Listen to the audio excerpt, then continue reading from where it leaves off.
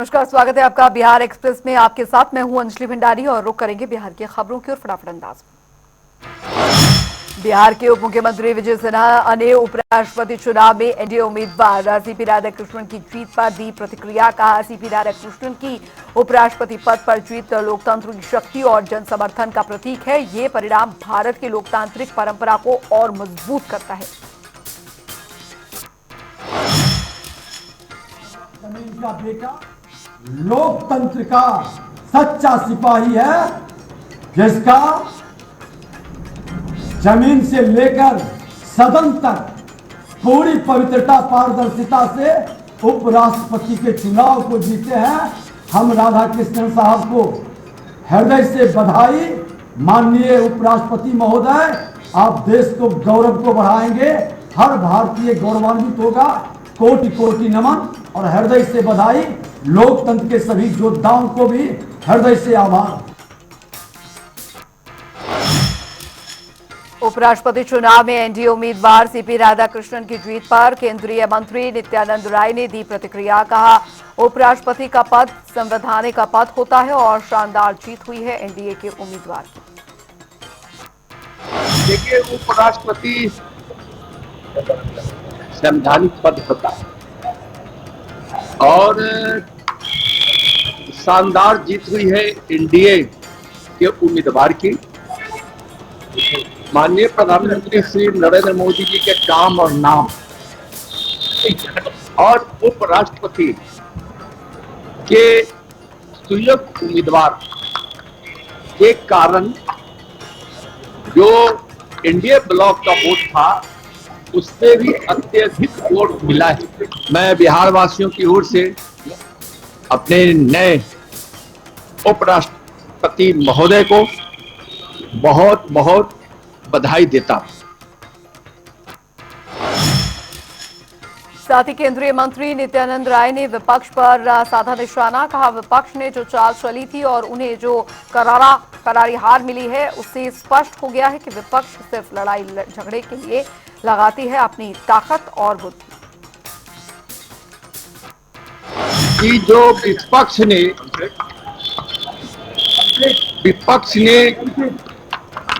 जो चाल चली थी और जो करारा हार उसको मिली, इससे स्पष्ट हो गया है कि विपक्ष सिर्फ लड़ाई झगड़े के लिए, अनावश्यक कुछ कामों को करने के लिए ही अपनी बुद्धि और अपनी ताकत लगाती है। उपराष्ट्रपति चुनाव में एनडीए उम्मीदवार सीपी राधाकृष्णन की जीत पर आरजेडी नेता मनोज कुमार झा ने दी प्रतिक्रिया। कहा, सीपी राधाकृष्णन को बहुत शुभकामनाएं। उम्मीद है कि सर्वपल्ली राधाकृष्णन वाली जो परंपरा थी वो उसको निभाने की कोशिश करेंगे। दो वैकल्पिक प्रस्तावनाओं के बीच में ये चुनाव था। दो व्यक्तियों के बीच में तो कतई नहीं था। और जब दो वैकल्पिक प्रस्तावनाओं के बीच में चुनाव है तो कोई भारत विरोधी नहीं। भारत को लेकर के अलग अलग जो दृष्टिकोण है, एक हमारा दृष्टिकोण है, एक हमारे एनडीए के साथियों का दृष्टिकोण है। निर्णय आए, आंकड़े हमारे पक्ष में नहीं आए, क्रॉस वोटिंग हुई, ये हुआ वो हुआ, ये फुटनोट्स, ये मेन टेक्स्ट का हिस्सा नहीं है। एकेडमिक डिस्कशन के लिए ये होता रहे वो अलग वजह है, लेकिन आमतौर पे अब इस पर विराम लगना चाहिए और उनको बहुत बहुत शुभकामनाएं राधाकृष्णन जी को, हमारे हाउस के।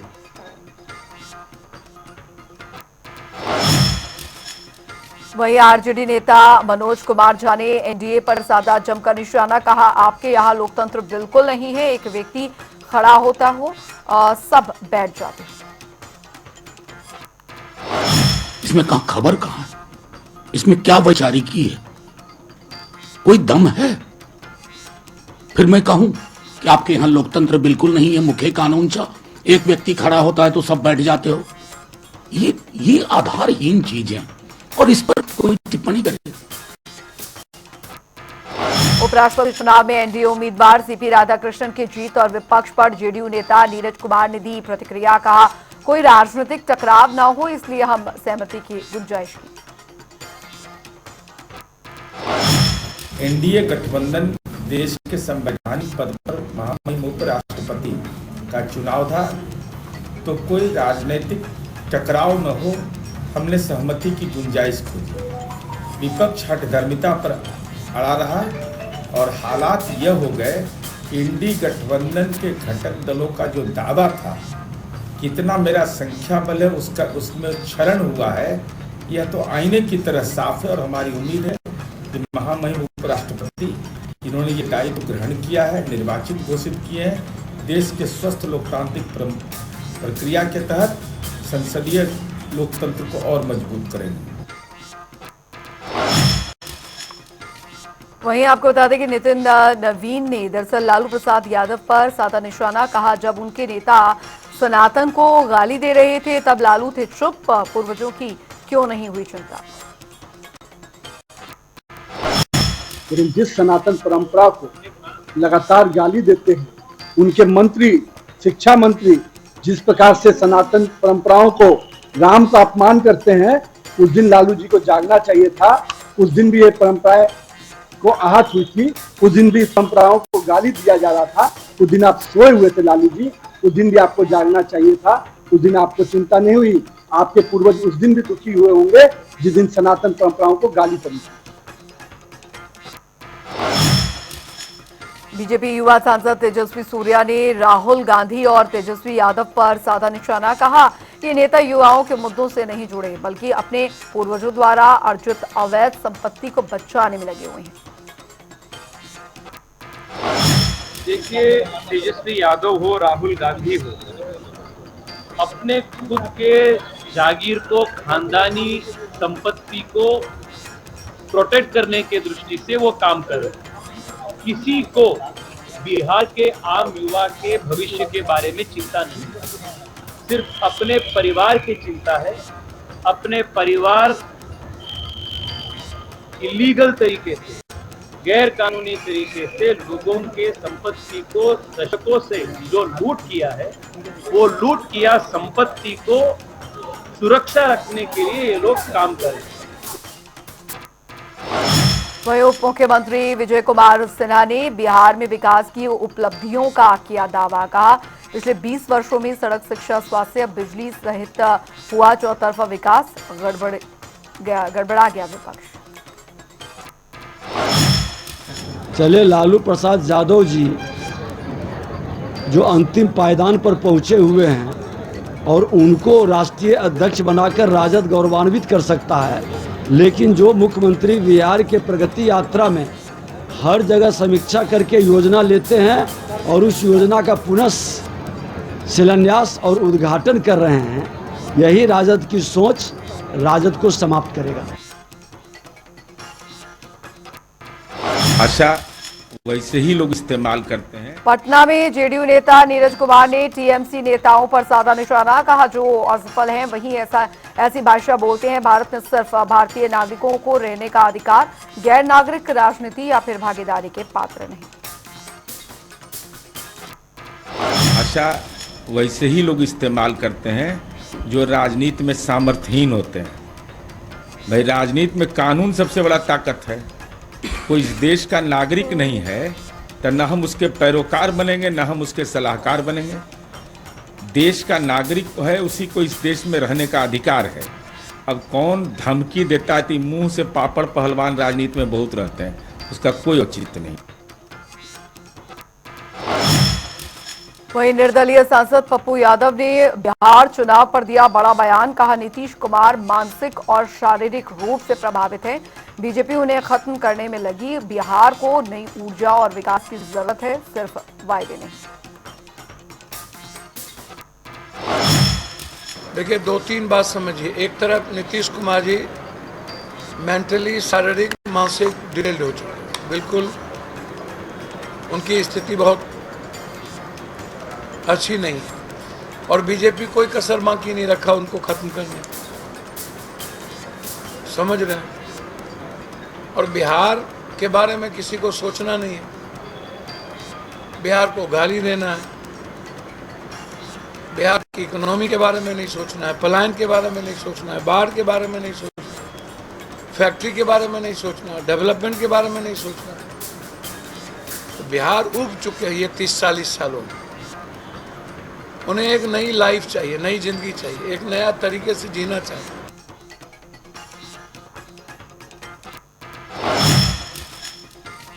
वहीं बीजेपी युवा सांसद तेजस्वी सूर्या ने चुनाव को लेकर दिया बड़ा बयान। बिहार में विकास को तेजी देने के लिए चुनाव होना जरूरी है। इस बार के चुनाव विशेष रूप में युवाओं के लिए बहुत महत्वपूर्ण है। पिछले एक दशक से जो परिवर्तन बिहार में हो रहा है, इसको और तेज गति से आगे बढ़ाने के लिए और एक सामाजिक स्तर पर, राजनीतिक स्तर पर, एक सांस्कृतिक स्तर पर पूरे प्रदेश को एक नया उठाव मिलने के लिए ये चुनाव बहुत जरूरी है। जमुई में तेज रफ्तार कार सड़क किनारे पेड़ से टकराई। हादसे में कार सवार लोग गंभीर रूप से घायल। मौके पर मौजूद लोगों से घायलों को अस्पताल में करवाया गया भर्ती। कैमूर जिले मोहनिया में करंट से झुलसे युवक गंभीर हालत में जिला अस्पताल में कराया गया भर्ती। हालत गंभीर होने से हायर सेंटर किया गया रेफर। सासाराम में अनियंत्रित ट्रक ने बाइक सवार को मारी टक्कर। हादसे में युवक की मौके पर मौत। तो सूचना मिलने पर पहुंची पुलिस ने शव पोस्टमार्टम के लिए भेजा। सीतामढ़ी में बदमाशों का आतंक। बदमाशों ने युवक पर चाकू से किया हमला। मौके से नकदी लेकर हुए फरार। युवक को अस्पताल में करवाया भर्ती। पुलिस जांच में जुटी। कटिहार में NH 31 पर अचानक बस में लगी आग। पूर्णिया से भागलपुर जा रही थी बस। हादसे में कोई हताहत नहीं। पुलिस और फायर ब्रिगेड जांच में जुटी। बिहार में लाइब्रेरियन अभ्यर्थियों ने बीजेपी कार्यालय के बाहर किया प्रदर्शन। बीजेपी के खिलाफ की नारेबाजी। कहा LET नहीं तो फिर वोट नहीं। 17 साल से लंबित बहाली पर जताई नाराजगी। रोहतास में नदी से एक 6 माह के बच्चे का मिला शव। सूचना मिलने पर पहुंची पुलिस। मामले की जांच में जुटी। शेखपुरा में अनियंत्रित ट्रक ने ऑटो को मारी टक्कर। हादसे में ऑटो चालक समेत 2 लोगों की मौत। सूचना मिलने पर पहुंची पुलिस ने शव को पोस्टमार्टम के लिए भेजा अस्पताल। जमुई पुलिस को मिली बड़ी कार्रवाई।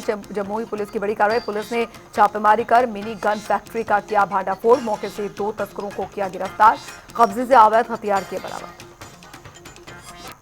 गोपालगंज पुलिस ने चलाया चेकिंग अभियान तहत पुलिस ने एक ट्रक से करीब 900 कार्टन विदेशी शराब के बरामद। मामले में एक तस्कर को भी किया गया गिरफ्तार। सासाराम में 2 समुदाय के बीच हुए मारपीट मामले में पुलिस ने की कार्रवाई। पुलिस ने 50 लोगों के खिलाफ केस किया दर्ज। 10 लोगों को किया गिरफ्तार। कैमूर में खड़ी ट्रैक्टर ट्रॉली में घुसी बाइक। हादसे में एक महिला समेत 5 लोग घायल। 2 की हालत गंभीर। मामले की तफ्तीश में जुटी police. Bihar police men's association के अध्यक्ष में कई पदों पर हुए मतदान। अध्यक्ष पद पर नरेंद्र कुमार धीरज को 538 मत हुए प्राप्त। 285 मतों से प्रदेश अध्यक्ष नरेंद्र कुमार धीरज की हुई जीत। अररिया में सिटी रिक्शा हादसे में चालक की मौत। ग्रामीणों ने NH 327 की किया जाम। विधायक ने परिवार को 25,000 रुपए दिया मुआवजा। कैमूर में अज्ञात वाहन ने वकील को मारी टक्कर। हादसे में वकील की मौके पर हुई मौत। सूचना मिलने पर पहुंची पुलिस ने शव को पोस्टमार्टम के लिए भेजा। शेखपुरा घाटको सुबह में मध्य विद्यालय में बाढ़ के बाद दर्जन भर मिले जहरीले सांप। सपेरे ने पकड़े 15 सांप। 2 बड़े बाहर भागे। पुलिस को मिली बड़ी सफलता। दरअसल पुलिस ने पाटलिपुत्र एक्सप्रेस से अगवा कोच अटेंडेंट राकेश कुमार को किया बरामद। पुलिस ने 3 लोगों को हिरासत में लिया। पूछताछ जारी।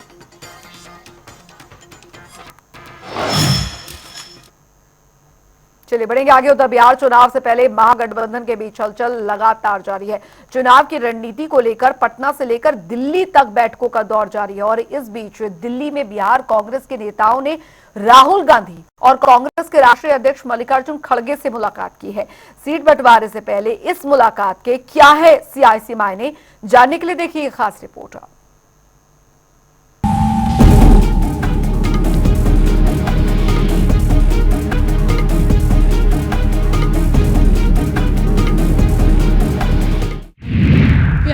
में महागठबंधन में सीट बंटवारे का फॉर्मूला तय।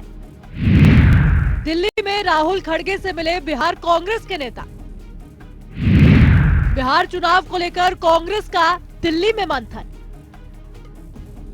बिहार में राहुल गांधी की वोटर अधिकार यात्रा के बाद कांग्रेस ने अब अपनी चुनावी तैयारियों में तेजी ला दी है। इसी कड़ी में मंगलवार को बिहार कांग्रेस के नेता पार्टी के राष्ट्रीय अध्यक्ष मल्लिकार्जुन खड़गे और नेता प्रतिपक्ष राहुल गांधी के बुलावे पर दिल्ली पहुंचे, जहां बिहार के नेताओं ने राष्ट्रीय नेतृत्व को बिहार में अपनी चुनावी तैयारी, जिलों में चलाए जा रहे विभिन्न कैंपेन, महागठबंधन के साथ सीट बंटवारे को लेकर हुई बैठक के बारे में विस्तार से जानकारी दी। बिहार से जो नेता बैठक में शामिल हुए उनमें प्रदेश अध्यक्ष राजेश राम, प्रदेश प्रभारी कृष्णा अल्लावरू, किशनगंज सांसद मोहम्मद जावेद, पूर्णिया के निर्दलीय सांसद पप्पू यादव, विधायक दल के नेता शकील अहमद के अलावा कन्हैया और अन्य वरिष्ठ नेता शामिल थे। खड़गे के आवास पर आयोजित बैठक करीब 2 घंटे चली, जिसमें वोटर अधिकार यात्रा के असर की भी समीक्षा की गई। सीट बंटवारे को लेकर सहयोगियों के साथ चल रही सकारात्मक बातचीत। बैठक समाप्त होने के बाद बिहार कांग्रेस के प्रभारी अल्लावरू ने मीडिया से संक्षिप्त बात की और कहा कि बैठक में सीट विभाजन, पार्टी के कैंपेन, चुनाव के मुद्दों, चुनावी घोषणा पत्र को लेकर नेताओं ने आपसी विचार विमर्श किया है और सुझाव दिए हैं। उन्होंने बताया कि सीट बंटवारे को लेकर गठबंधन सहयोगियों के साथ सकारात्मक बातचीत चल रही है। इसे जल्द से जल्द कराने का प्रयास किया जा रहा है। जी, आज बिहार कांग्रेस के सीनियर लीडरशिप के साथ कांग्रेस अध्यक्ष खड़गे जी और राहुल जी ने मीटिंग की। अभी तक जो काम हुआ है उस पर रिव्यू हुआ और आगे की रणनीति बनी और रणनीति अलग अलग मामलों को लेकर चर्चा करने के बाद बनी। उसमें कैंपेन भी था, मैनिफेस्टो भी था, सीट शेयरिंग भी थी, कैंडिडेट सिलेक्शन भी था और इन सब चीज़ों के बारे में डिस्कशन हुआ। अलग अलग लीडर्स ने अपनी राय रखी और मिलजुल के जो रणनीति बनी है उस पर हम आगे बढ़ने वाले हैं। सीट शेयरिंग पे अलायंस पार्टनर्स के साथ डिस्कशंस चल रही हैं और वो जैसे ख़त्म होंगी आपको पूरे डिटेल्स बता दिए जाएंगे। अभी के लिए मैं इतना ही कह सकता हूँ कि पॉजिटिव चल रही हैं, अच्छा प्रोग्रेस हो रहा है और हमें लगता है कि समय रहते रहते हम एक अच्छी अंडरस्टैंडिंग गठबंधन के तमाम पार्टनर्स के साथ बना लेंगे। 6 सितंबर को पटना में हुई थी महागठबंधन की बैठक। इससे पहले बीते 6 सितंबर को पटना में महागठबंधन के नेताओं की एक अनौपचारिक बैठक राष्ट्रीय जनता दल के नेता तेजस्वी यादव के सरकारी आवास पर हुई थी। इसमें सीट बंटवारे समेत कई मुद्दों पर चर्चा हुई थी और नए सहयोगियों को गठबंधन में शामिल करने पर भी विचार किया गया था। बिहार में महागठबंधन के लिए भी सीट शेयरिंग एक चुनौती बन गई है। पटना से लेकर दिल्ली तक लगातार बैठकों का दौर जारी है। चुनाव से पहले महागठबंधन के सभी घटक दल अपनी महत्वाकांक्षाएं खुलकर जाहिर कर चुके हैं। सीट शेयरिंग के अलावा महागठबंधन के सीएम फेस को लेकर भी कांग्रेस और आरजेडी के बीच खींचतान जारी है। अब देखने वाली बात यह है कि महागठबंधन में सीट शेयरिंग का फाइनल फॉर्मूला तय क्या होता है और क्या कांग्रेस सीएम फेस के लिए तेजस्वी यादव के नाम पर राजी होती है या फिर नहीं। ब्यूरो रिपोर्ट, जनता टीवी।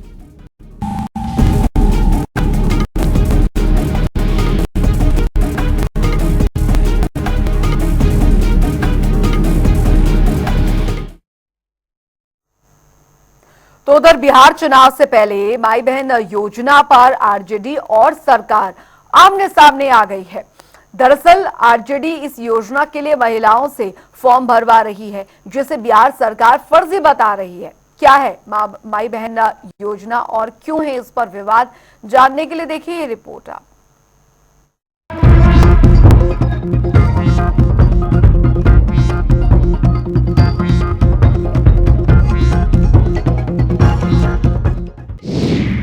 बिहार में माई बहन मान योजना पर गरमाई सियासत। माई बहन मान योजना पर आरजेडी और सरकार आमने सामने।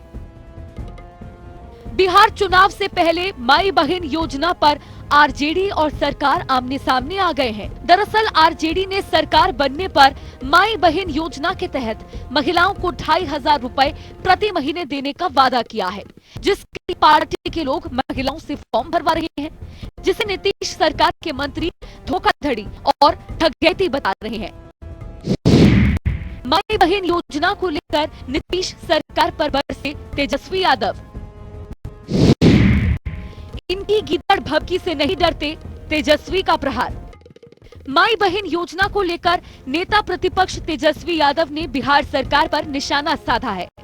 तेजस्वी ने कहा कि हम लोग पॉलिटिकल पार्टी हैं, माई बहन योजना के लिए लोगों से फॉर्म भरवा रहे हैं, लेकिन हमारी पार्टी के लोगों को डराया धमकाया जा रहा है, तो हम लोग उन अधिकारियों के खिलाफ भी कार्रवाई करेंगे और कोर्ट तक घसीटेंगे। तेजस्वी ने कहा कि अगर ये गैर कानूनी है तो सरकार पार्टी को लिखित तौर पर दे। हम अपने कार्यकर्ताओं से कहेंगे मजबूती से लगे रहें, डरने की जरूरत नहीं है, इनकी गीदड़ भभकी से डरना नहीं है। माई बहन मान योजना का फॉर्म हम लोग भरवा रहे हैं, साथ ही साथ युवाओं को नौकरी मिले इसके लिए युवा संवाद का फॉर्म हम लोग भरवा रहे हैं और सरकार बनने पे ये योजना जो है हम लोग लागू करेंगे, लोगों को फायदा होगा। और हम अपने वर्करों से कहना चाहते हैं कि बढ़ चढ़ करके इसमें हिस्सा लें। प्रशासन डराएगा धमकाएगा, डरने की जरूरत नहीं है। ये कभी सम्राट चौधरी, कभी कौन मंत्री, फलना चिल्ला, अपना पार्टी का फॉर्म भरवा तो ठीक है। हम लोग अगर कोई योजना लाना चाहते हैं, हम पॉलिटिकल पार्टी है और हम कह रहे हैं कि हम लोग भरवा रहे हैं, पार्टी भरवा रही है, तो उसको हमारे कार्यकर्ताओं को अरेस्ट करवा लिया जा रहा है। बताओ कौन सा इलीगल काम कर रहा है, लीगली बताइए कौन सा गलत काम कर रहे हैं हम लोग। अगर है तो लिखित में हमको दे, पार्टी को लिखित में देना चाहिए, लेकिन हमारे वर्करों को डराना धमकाना, उनको अरेस्ट करवाना ये चलने वाला नहीं है। तेजस्वी के आरोपों पर बीजेपी का दिलीप जायसवाल ने योजना को बताया घोटाला। माई बहन योजना को लेकर तेजस्वी यादव के आरोपों पर बीजेपी ने पलटवार किया है। बिहार भाजपा के प्रदेश अध्यक्ष दिलीप जायसवाल ने इस योजना को घोटाला बताया है। उन्होंने कहा कि ये योजना एक घोटाला है और जनता समझती है कि आरजेडी और कांग्रेस झूठे वादे कर रहे हैं। महिलाओं को ऐसे फॉर्म भरवाकर गुमराह किया जा रहा है जिनमें दावा किया जा रहा है कि उन्हें पैसा तभी मिलेगा जब पार्टी चुनाव जीतेगी। ये ठगी योजना लोगों को ठगने का और भ्रमजाल फैलाने का जनता समझ रही है कि राष्ट्रीय जनता दल और कांग्रेस के द्वारा झूठा भ्रमजाल फैलाया जा रहा है। और आपने देखा कि किस तरह महिलाओं को फॉर्म भरा करके ठगने का काम कर रहे थे कि 2,500 रुपया महीना चुनाव में जीत जाएंगे तब देंगे। यानी एक तरह का भ्रमजाल फैला रहे थे वो। लेकिन नीतीश कुमार जी ने फैसला लिया कि जो 2,500 रुपया वो चुनाव में जीतेंगे तब देंगे बोल रहा है। नीतीश कुमार जी ने इकट्ठा सभी महिलाओं के अकाउंट में 10,000 रुपया महीना और बाद में फिर 2 लाख रुपया देने का फैसला ले लिया। और सितंबर में ही करीब 2,67,00,000 महिलाओं के अकाउंट में, जो कि जीविका दीदी से संपर्क में हैं, और उनको जो है उनके अकाउंट में भेज दिया जाएगा। इसीलिए अब उनका सब हवा निकल गया, टायर पंचर हो गया। बिहार विधानसभा चुनाव से पहले कांग्रेस आरजेडी की माई बहन योजना पर सियासी संग्राम छिड़ गया है। जहां एक तरफ बिहार सरकार इस योजना को घोटाला बता रही है, तो वहीं दूसरी ओर आरजेडी और तेजस्वी यादव लगातार बिहार सरकार पर माई बहन योजना से डर के आरजेडी कार्यकर्ताओं को डराने का आरोप लगा रहे हैं। बिहार विधानसभा चुनाव में महिला वोटर बहुत महत्वपूर्ण है और यही कारण है कि महागठबंधन और एनडीए दोनों ही महिला वोटरों को अपने पक्ष में करने का प्रयास कर रहे हैं। अब देखने वाली बात यह है कि चुनाव में महिलाओं का साथ किसको मिलता है। ब्यूरो रिपोर्ट, जनता टीवी।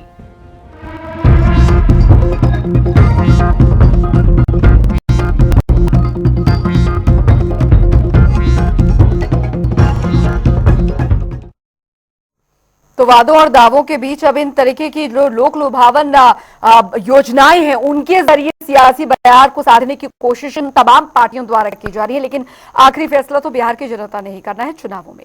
वक्त एक छोटे से ब्रेक का।